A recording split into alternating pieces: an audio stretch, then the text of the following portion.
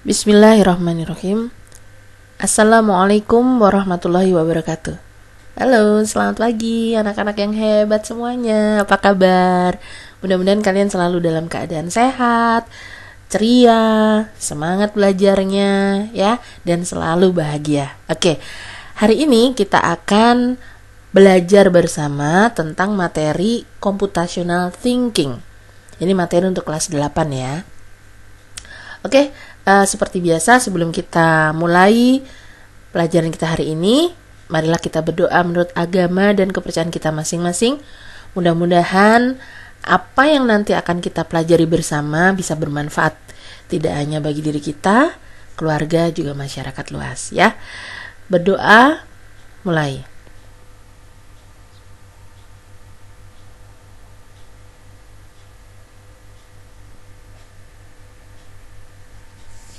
Amin, amin ya rabbal alamin. Baik anak-anak, kita akan langsung saja membahas tentang apa sih sebetulnya computational thinking itu. Kenapa kok penting buat kita gitu ya. Oke. Nah, alasan kenapa kita perlu berpikir secara computational thinking. Anak-anak, berpikir atau pemikiran komputasi itu tidak berarti berpikir seperti komputer, melainkan berpikir tentang komputasi, di mana seseorang dituntut untuk yang pertama, memformulasikan masalah dalam bentuk masalah komputasi. Dan yang kedua, menyusun solusi komputasi yang baik dalam bentuk algoritma atau menjelaskan mengapa tidak ditemukan solusi yang sesuai. Nah, di dalam computational thinking nanti, kita akan diajari nih bagaimana caranya membuat masalah yang besar itu menjadi potongan-potongan masalah kecil, sehingga kita bisa menyelesaikannya dari masalah-masalah yang kecil gitu ya. Jadi kita tidak langsung melihat sebuah masalah itu menjadi sebuah masalah yang besar yang tidak bisa diselesaikan ya. Oke. Nah, berpikir secara computational thinking itu sebetulnya ada 4 tahapan ya. Yang pertama ada yang namanya decomposition. Nah, decomposition itu berarti memecah-mecah masalah menjadi lebih kecil dan sampai ke pokok suatu masalah. Sehingga kita nanti menyelesaikan masalah tersebut dapat diselesaikan satu persatu dan kita bisa mengidentifikasi perbagian dari mana masalah itu datang. Nanti Bu Krisna akan kasih contoh ya. Misalnya begini. Katakanlah di Ponorogo itu sedang ada banjir, ya kan? Nah, banjir adalah masalah yang besar. Tetapi coba kita pilah-pilah ya. Kenapa sih kok banjir itu bisa ada gitu loh? Kita pasti akan berpikir yang pertama mungkin Bu, karena saluran air tersumbat. Oke. Itu yang pertama. Kemudian ada pendapat lain lagi. Yang kedua misalnya, oh mungkin karena banyak orang yang menebang pohon-pohon di dataran tinggi Bu Krisna gitu kan ya. Oke, itu 2. Kemudian yang ketiga apa nih kira-kira? Kayaknya itu deh Bu Krisna, sungai yang tersumbat. Oh, betul sekali. Ada lagi mungkin?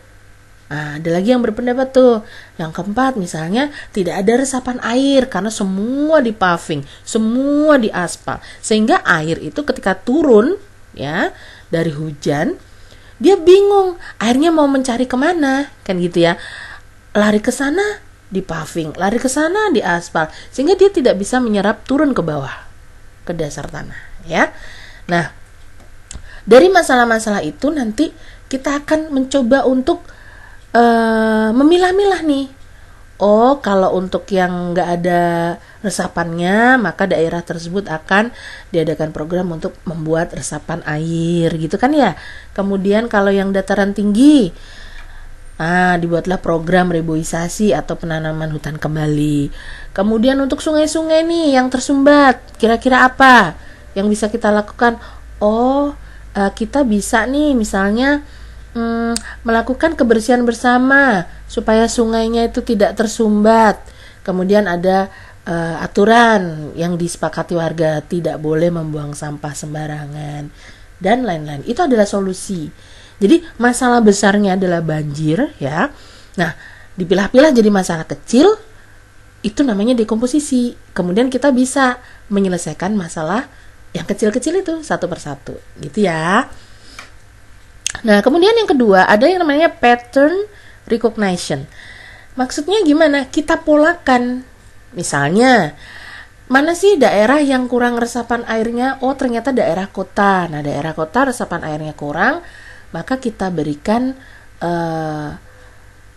semacam solusi yang sama. Solusinya adalah membuat resapan air, ya. Kemudian untuk daerah-daerah yang di sekitarnya itu ada bantaran sungai misalnya, maka kita kasih solusi yang sama.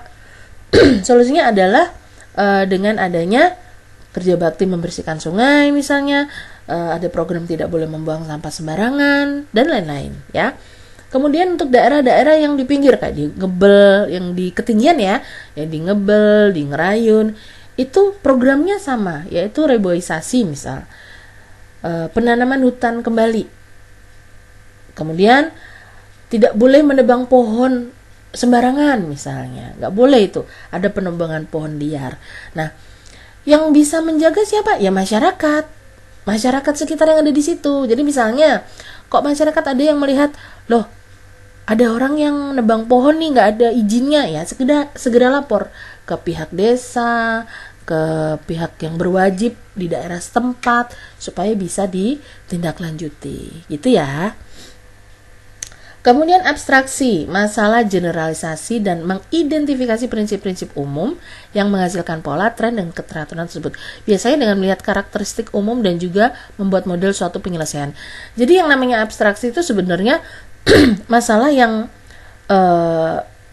ya memang sudah ada dan kita abstrak ya. Jadi tidak bisa tidak bisa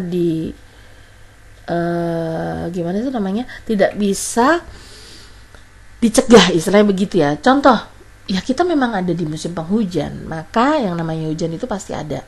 Itu adalah masalah abstraksinya gitu ya. Kalau di musim kemarau, mungkin tidak ada banjir karena apa? Nggak ada luapan air hujan yang menggenang gitu kan ya. Nah, itu yang namanya abstraksi. Jadi masalah yang memang ada dan kita nggak bisa mencegah dia gitu loh. Kemudian algoritma, mengembangkan petunjuk pemecahan masalah. Jadi algoritma itu semacam cara bagaimana kita menyelesaikan masalahnya. Jadi kalau kita sudah bisa memilah masalah-masalahnya menjadi masalah kecil, kemudian kita memetakan masalahnya, nah sekarang kita tinggal mengatur nih algoritmanya bagaimana, step by step penyelesaian gimana gitu, urutan langkahnya bagaimana, itu di algoritmnya gitu ya. Nah, ini kalau misalnya Bu Krisna gambarkan secara gampangnya ya, anggap saja ini adalah banjirnya ya. Kemudian kita pilah-pilah tadi ya. Ini karena yang pertama misalnya, karena kurang resapan. Kemudian yang kedua ini, karena sungai yang tersumbat atau selokan yang tersumbat ya kan. Kemudian yang ini karena di dataran tinggi itu sekarang mulai gundul dan masalah-masalah yang lain. Ini namanya kita dekomposisi. Decomposition ya. Jadi kita dekomposisi itu kita pilah-pilah ya. Kemudian kalau pattern recognition itu berarti kita menyatukan nih daerah-daerah yang permasalahannya sama, kita kasih solusi yang sama gitu. Jadi kita polakan. Nah, abstractionnya kita tidak sedang menghitung berapa ukuran masing-masing bangun datarnya. Dalam artian kita tidak sedang mempermasalahkan hujannya ya. Karena hujannya itu memang ada. Jadi fokus kita bukan ke situ, tapi fokus kita adalah bagaimana cara kita untuk menyelesaikan masalah. Kalau hujan datang, bagaimana nih kita menyelesaikannya? Kemudian algoritma itu menyusun langkah. Misalnya, mana nih yang akan kita selesaikan duluan? Apakah resapan airnya, atau hutan gundulnya, atau sungainya? gitu ya. Terus kalau resapan air, mana dulu nih daerah yang kita dahulukan. Kemudian bagaimana nih caranya? Nah, kita buat urutan langkahnya ya. Nah, seperti ini. Ya, kita susun menjadi sebuah gambar yang utuh. Jadi, nanti masing-masing daerah ini kita selesaikan mana dulu nih yang mau diselesaikan. Nah, jadilah sebuah gambar utuh solusi utama untuk mengatasi banjir tersebut. Gitu ya. Nah, ini adalah contoh berpikir computational thinking dalam kehidupan sehari-hari. Jadi kita kalau kita petakan tuh seperti ini ya. Ada decomposition, kemudian abstraction, ada pattern recognition, dan ada algorithm. Nah, sekarang Bu Krisna mau kasih contoh contoh kasus lagi, cara yang paling mudah ya. Ini kalau misalnya kita mau bikin nasi goreng nih, ya. Nasi goreng enak kan, ya kan? Nah, kalian pasti semangat nih kalau pas belajar ada masakan buatan mama gitu ya, tiba-tiba datang terus menemani belajar kalian. Aduh, seru banget. Oke. Nah, sekarang coba kita buat nasi goreng itu kita pikirkan secara computational thinking. Pada bagian decomposition atau dekomposisi, ketika kita ingin membuat nasi goreng, kita harus memahami cara membuat nasi goreng. Lalu kita mengumpulkan bahan-bahannya. Kemudian kita mulai membuat nasi goreng sesuai dengan langkah-langkahnya. Dalam membuat nasi goreng, kita harus menyiapkan kompor, wajan, spatula, minyak goreng, nasi, telur, bumbu, dan lain-lain. Nah, ini yang kita sebut sebagai decomposition, ya. Kemudian pattern recognition-nya. Karena kita pernah membuat nasi goreng, kita juga dapat membuat kue tiao. Aduh, ini ya, nikmat sekali itu. Karena proses pembuatannya hampir mirip. Kita bisa melihat bahwa pola untuk membuat nasi goreng dan kue tiao hampir sama. Walaupun bahan yang digunakan berbeda. Bener kan? Antara nasi goreng dengan kue tiao goreng bumbunya sama kan? Tapi bahan dasarnya beda. Yang satu nasi, yang satu kue tiao. Ya, itu namanya pattern recognition atau pengenalan pola. Yang ketiga, abstraction atau abstrak. Ketika kita membuat nasi goreng, kita tidak memperhatikan bagaimana proses sebuah kompor bisa menyala, karena hal tersebut menurut kita tidak penting. Ya, tidak penting. Jadi mau gimana kompornya nyala, apakah pakai listrik, apa pakai kompor gas, apa pakai kompor minyak tanah, ya itu bukan masalah kita gitu. Yang penting ada api, kita bisa goreng nasi, ya kan? Sama kayak di hujan tadi. Ya memang udah musim hujan, mau bagaimana lagi gitu loh. Solusi yang harus kita lakukan adalah mencari solusi supaya di musim penghujan itu kita nggak kena banjir. Nah, paham ya? Itu namanya abstraction. Kemudian pada bagian algorithm design atau algoritma, kita bisa mengurutkan langkah-langkah secara logis, berurutan dan rinci, mulai dari proses awal pembuatan sampai dengan nanti pada saat kita sajikan, ya. Oke, itu cara berpikir computational thinking ketika kita membuat nasi goreng. Nanti silakan kalian mencoba untuk berpikir secara computational thinking untuk kasus-kasus yang lain. Mulai dari kasus-kasus yang mudah saja, ya. Nah, permasalahan. Nah, ini Bu Krisna kasih kasus ya. Di masa pandemi ini kan kita banyak melihat orang-orang yang sulit untuk mencari uang ya. Banyak perusahaan yang gulung tikar, kemudian banyak juga orang jualan yang nggak boleh jualan atau jualan yang nggak laku ya karena semua takut untuk membeli makan di luar dan lain-lain.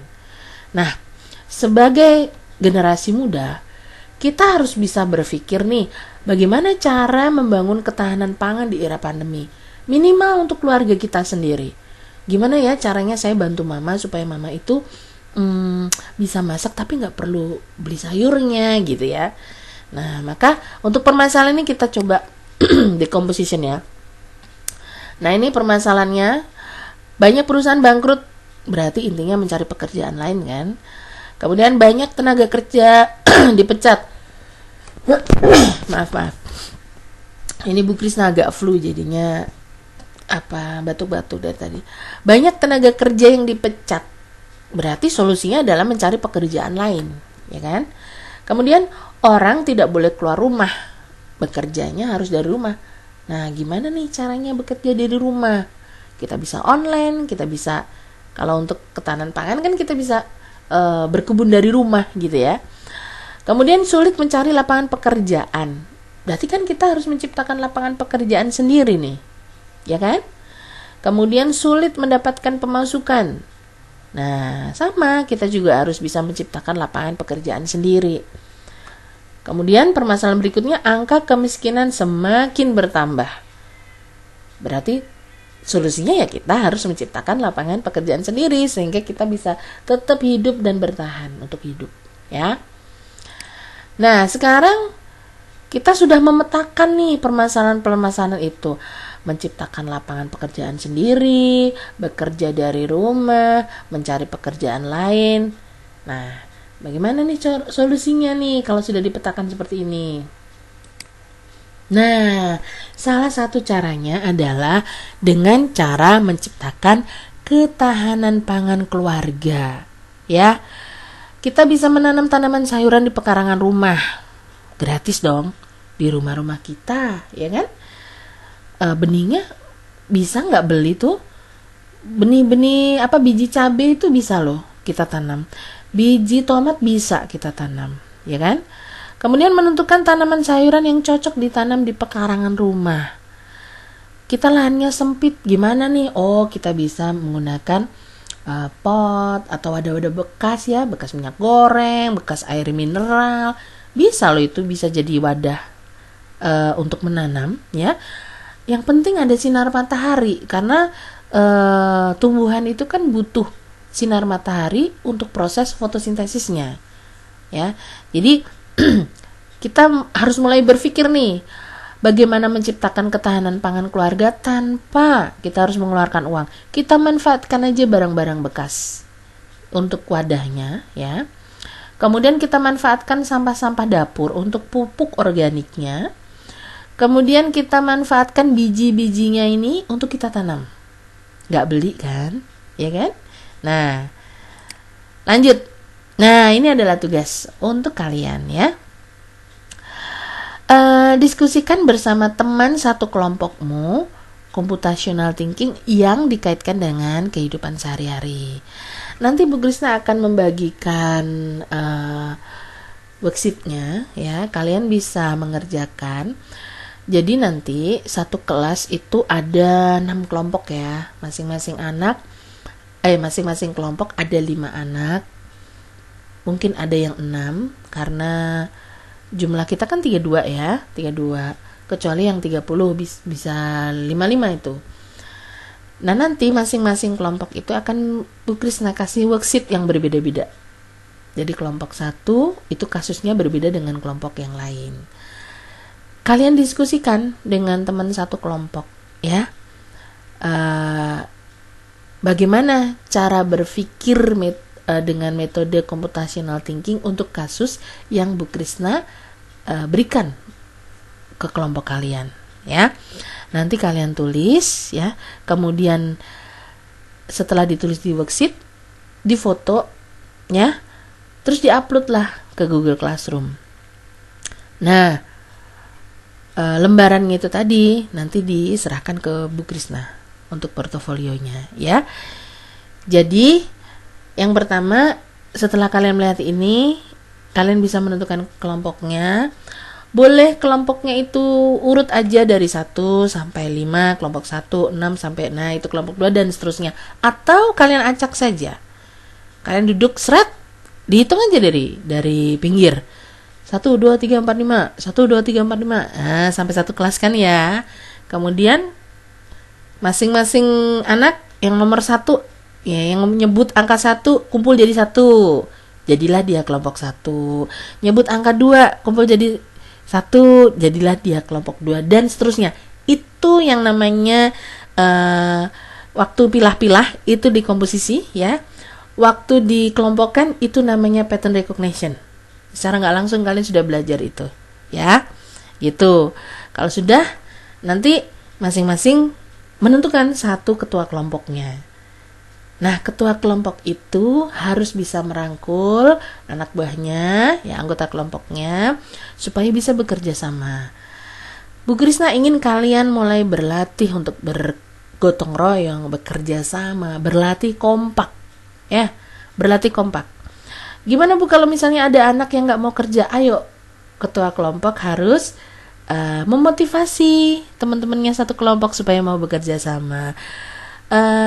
Buatlah aura positif di dalam kelompok kalian, buatlah aura kompetisi dari seluruh kelompok, ya, supaya bisa menjadi kelompok yang terbaik, yang bisa menciptakan ketahanan pangan keluarga, bisa berkarya yang terbaik gitu ya, dan bisa menularkan kebaikan-kebaikan itu kepada orang-orang di sekitarmu. Ya, semangat ya anak-anak ya. Lakukan dengan penuh kebahagiaan, lakukan dengan penuh semangat, dan jadilah anak-anak hebat. Oke? Oke anak-anak, video pembelajaran kita hari ini Bu Krisna cukupkan sekian ya. Terima kasih sekali karena kalian sudah menyimak dari awal sampai akhir. Kita ketemu lagi dalam video pembelajaran berikutnya. Jaga kesehatan ya. Kurang lebihnya Bu Krisna mohon maaf. Sampai ketemu lagi. Terima kasih dan wassalamualaikum warahmatullahi wabarakatuh.